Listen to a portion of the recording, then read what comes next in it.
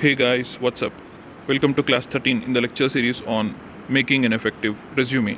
In this video, we shall try to understand what are extracurricular activities and why they are important for a candidate to get a job. And we'll also try to see what will be interviewer's perspective towards these extracurricular activities. Before we start, let us first try to understand what extracurricular activities means. So almost everything that isn't required for school or college credits is considered as an extracurricular activity. So which doesn't go onto your, uh, let's say, memo will be considered as an extracurricular activities if it is a non-academic thing. And these opportunities can help you gain practical skills that can help you both personally and professionally. There are many skills which are in parallel with the domain skills which are required for a job. And company expects a candidate to be an all-rounder to excel in any career. So having these extracurricular activities during a candidate's graduation or in schooling or preschooling is very important. And what includes in extracurricular activities, I'll tell you in a while. But there are many skills that you can learn which you will not learn or which you might not learn sitting in a classroom. So extracurricular activities that can be used on resume assets include participation in clubs, groups, and volunteer work. So we'll also discuss what is an interviewer's perspective on this, and yes, why extracurricular activities are important. So these activities are not only a great way to demonstrate your interests and individuality. When an interviewer talks to a candidate, they'll try to understand what candidate have gone through during their education to get a complete picture about that candidate.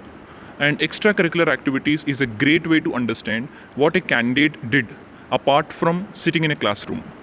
And students who participate in extracurricular activities will be considered as all-rounders, and for their enthusiasm or for their multitasking ability to manage academics with these extracurricular non-academic activities. So this is always a great advantage because working in teams, multitasking is something which is very much in demand when you enter into work culture. They also prove to recruiters that you have a range of valuable skills that you could apply to their vacancy. As I was mentioning, that there are many additional skills which an interviewer will be looking for, and these extracurricular activities will teach a candidate to become better on those things. What includes extracurricular activities? It can be any sports. Sports are very famous, and interviewers like discussing sports because that they demonstrate teamwork. And volunteering and fundraising activities, they show that candidate have very good initiation and enthusiasm to do many things. And if you know any foreign languages, please mention foreign languages, because even though that is not in your academics, if you learned a new language, it shows that you are a quick learner. And if company have a client, let's say you learned German, and company have a client in Germany, trust me, you will get selected, obviously, irrespective of your technical standards, because of your additional skills.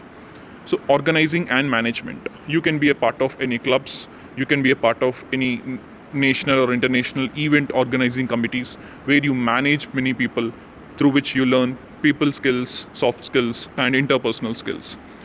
Then music, drama, and theater.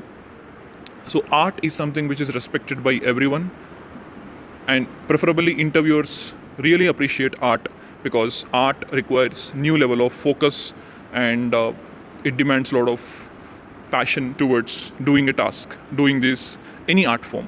So this art will be respected and that will be discussed. All these things can be sports, foreign languages, management of an activity, an event, or any art form will be discussed during a HR interview or a management round or a CEO round. They will definitely ask questions related to these things, and they will try to understand based on what you say. They will try to understand what kind of candidate you are, which always ends on a positive note. So then how can you answer if there is any question like how this extracurricular activities also helps you is, if there is any question like how do you perform in a challenging situation, can you handle pressure, such kind of questions, you can bring this extracurricular activities into picture, and you can tell them what was the situation, what was the task given to you, and what did you do in action, and what was the end result. So you can pick any, for example, if you're organizing an event, Pick a situation where you have to do a task and what you did, what was your action, and what was the result. So take a pressure situation. It can be from sports, it can be from event organizing, whatever it is. So the situation, task, action, result, STAR technique is always useful to answer many management questions and HR questions. So hope this information is useful regarding extracurricular activities. In our next video, we will see what is personal information and why personal information is important to write on a resume, and what discussions will this personal information will lead to. If you like the content, please do subscribe to our channel and share it with your friends whom you think this information will be useful. Thank you for watching this video.